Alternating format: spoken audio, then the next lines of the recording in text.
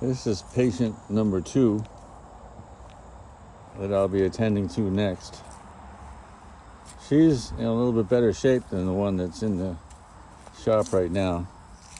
That one they sanded down and left outside. This one still got varnish, and it never had fiberglass on the top. I guess they like the wood, and they leave it like that. There's fiberglass all around the outside that's still on the boat.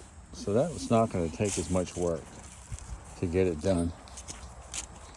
But that's a Chesapeake 17 as well. And when they're finished, they look like this. This is one that my son built, and we refurbed it this spring.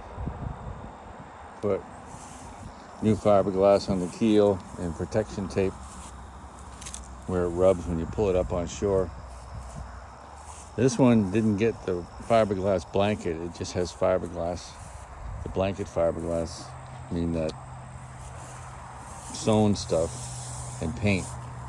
So the one we're working on now is going to be even nicer if I have anything to say about it. But that took him about 3 weeks to build at the Lake Champlain Maritime Museum. I have a program out there for youth.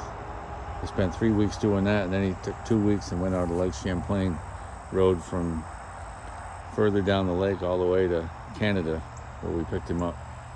It's pretty cool. They're great boats. Love the lines on them.